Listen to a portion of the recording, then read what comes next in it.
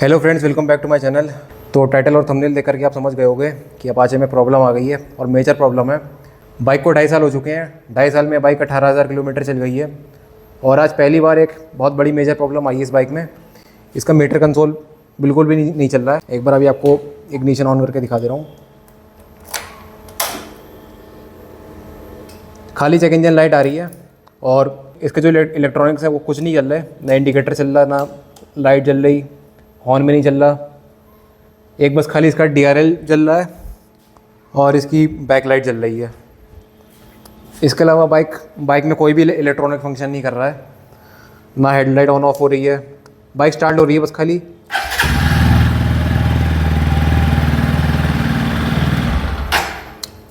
इसके अलावा एक भी इलेक्ट्रॉनिक इसका काम नहीं कर रहा है। और ये जो इसकी डिस्प्ले बंद हुई है, ये चलती बाइक में हुई है। बाइक नॉर्मली चल रही थी और एकदम से इसकी डिस्प्ले बंद हो गई।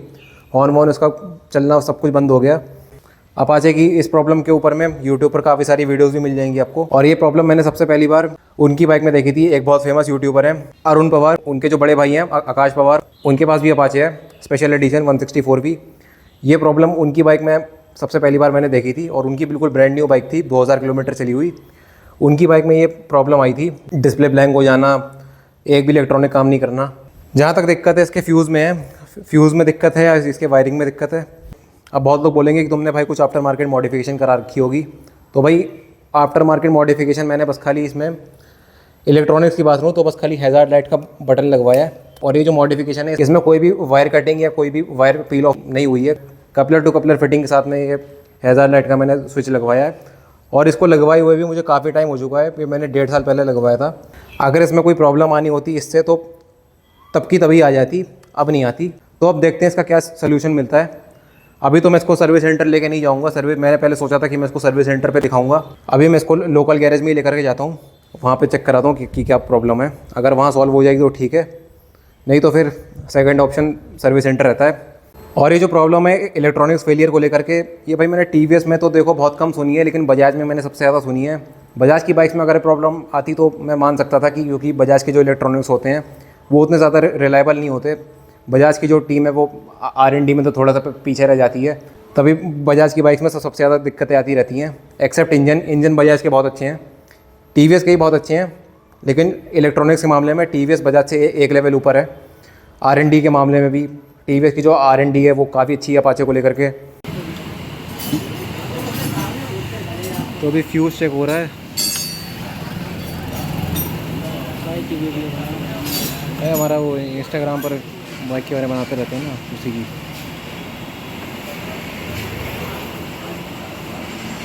वीडियो बहुत बेकार आ रही है। अभी लाइट कम है ना, वो इस वजह से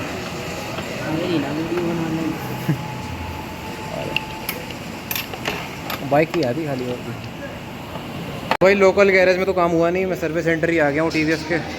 अब यहाँ कुछ देखते हैं, यहाँ कुछ सोल्यूशन मिल जाए। भाई भगवान करे आज में बाइक ठीक हो जाए तो अच्छा है, क्योंकि बिना मीटर के भाई चलाई नहीं जाएगी। तो सर्विस सेंटर पर पहुँचते ही बाइक अंदर लग चुकी है और जॉब कार्ड भी ओपन हो चुका है और जो बाइक में प्रॉब्लम आ रही थी वो सारी बता दी है।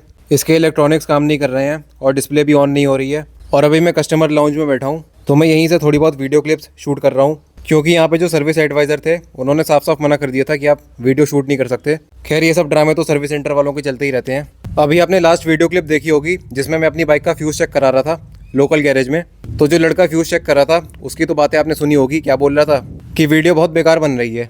अरे भाई अगर तुम्हें अच्छे से वीडियो शूट करनी आती है तो तुम शूट कर लो, और फिर बाद में बोल रहा है कि मेरी मत बनाना वीडियो। तुम्हारी वीडियो बना भी कौन रहा है? और फिर बाद में वो बताता है कि बाइक के सारे फ्यूज़ ठीक हैं, दिक्कत इसके मीटर में है, जबकि एक्चुअल प्रॉब्लम फ्यूज़ में थी। प्रॉब्लम इनसे बिल्कुल भी ठीक नहीं हुई, इनसे बस खाली फालतू की बातें करवा लो। गलती मेरी है जो मैं लोकल गैरेज में बाइक चेक करवाने चला गया। और अभी मैं वीडियो में आके बताता हूँ कि मेरे साथ में इसके बाद में एक स्कैम होते होते बचा है लोकल गैरेज में। तो अभी मैं 1 हफ्ते बाद वीडियो शूट कर रहा हूँ और बाइक में जो प्रॉब्लम आ गई थी, जो इसकी डिस्प्ले ब्लैंक हो गई थी, इलेक्ट्रॉनिक्स कुछ भी काम नहीं कर रहे थे, वो प्रॉब्लम सारी ठीक हो गई है। अब बाइक के सारे इलेक्ट्रॉनिक्स काम कर रहे हैं। जो बाइक की डिस्प्ले है वो भी चल रही है अच्छे से। बेसिकली बाइक में दिक्कत क्या थी, इसके फ्यूज़ उड़ गए थे। 2 फ्यूज़ चेंज हुए हैं और जो बाइक का फ्यूज़ बॉक्स होता है उसमें 2 फ्यूज़ एक्स्ट्रा भी होते हैं स्पेयर के लिए।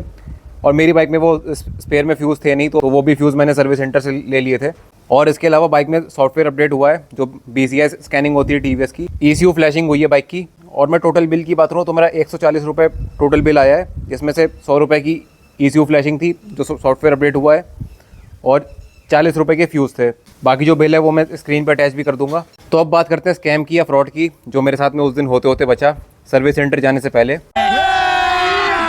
अभी मजा आएगा ना भिड़ो। तो हुआ ये था कि बाइक में प्रॉब्लम आ गई थी, बाइक के कुछ भी इलेक्ट्रॉनिक्स काम नहीं कर रहे थे, बाइक की डिस्प्ले पूरी ब्लैंक हो गई थी। तो मैंने पहले यही सोचा कि भाई सर्विस सेंटर जाने से अच्छा है एक बार लोकल में चेक करा लो, हो सकता है छोटी सी प्रॉब्लम हो, छोटी सी प्रॉब्लम के लिए सर्विस सेंटर क्या जाना, क्योंकि सर्विस सेंटर वालों की आदत होती है हर चीज़ में बड़ा चढ़ा करके प्रॉब्लम्स निकालने की, एक तरह से कह लो मोटा बिल बनाने की आदत होती है सर्विस सेंटर वालों की। सारे सर्विस सेंटर ऐसे ही होते हैं, सबका एक जैसा ही हाल होता है, बड़ा चढ़ा करके प्रॉब्लम्स बताएंगे और लास्ट में बिल बहुत ज़्यादा बना देंगे। तो इसी चक्कर में भाई मैंने सोचा कि लोकल में एक बार चेक करा लो, थोड़े बहुत ही पैसे लगेंगे।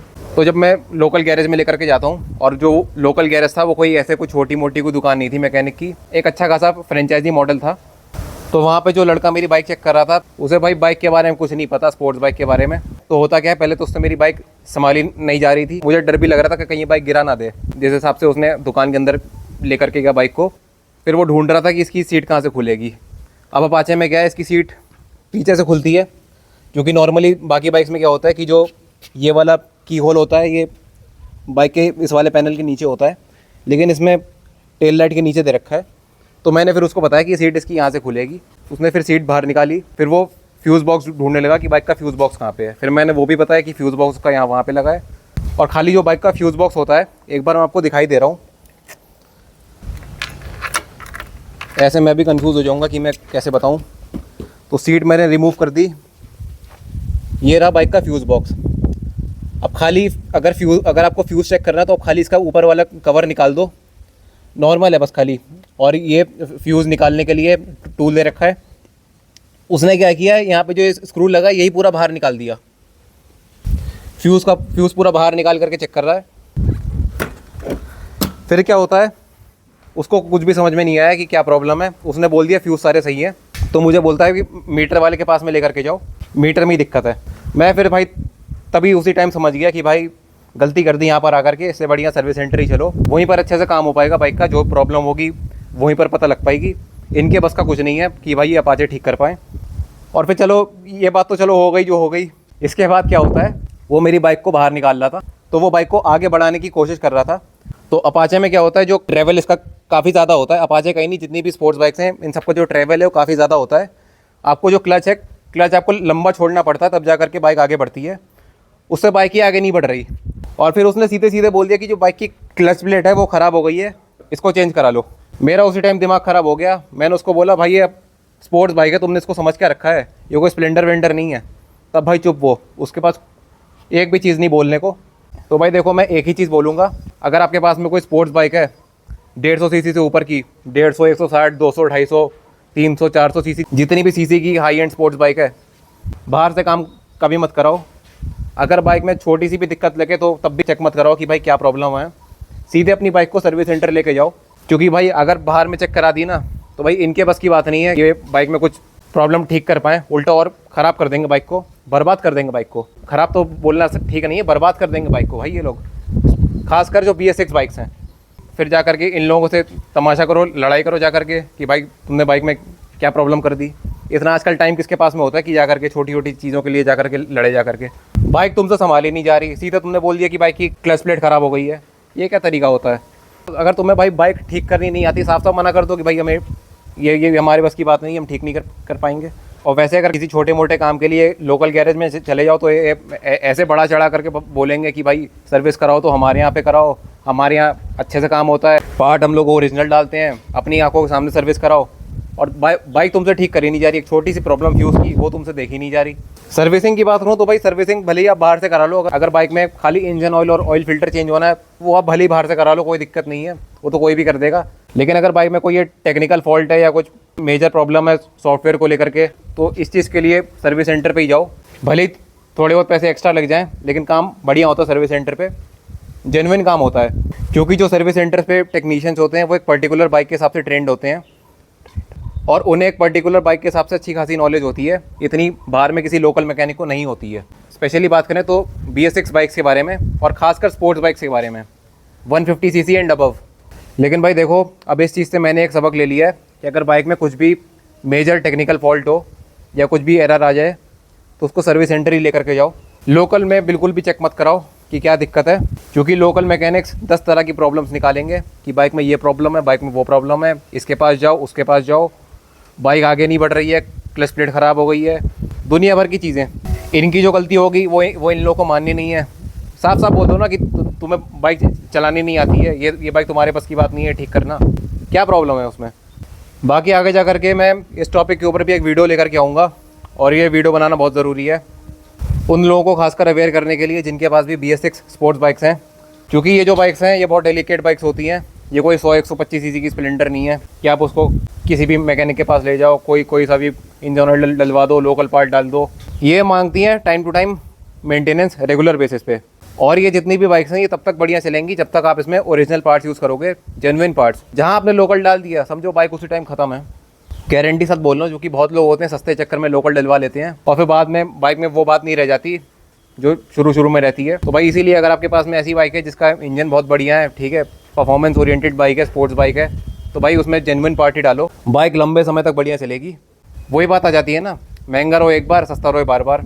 तो भाई एट लास्ट में यही बोलना चाहूँगा कि अगर आप बाहर से अपनी बाइक में काम कराते हो तो सोच समझ के कराओ और किसी अच्छे मैकेनिक से ही कराओ। फ्रेंचाइजी मॉडल्स के चक्कर में ना पड़ो, जो आपके जानने वाले मैकेनिक्स हैं सिर्फ उन्हीं से ही काम कराओ।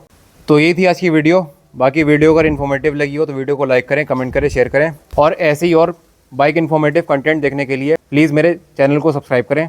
Thanks for watching.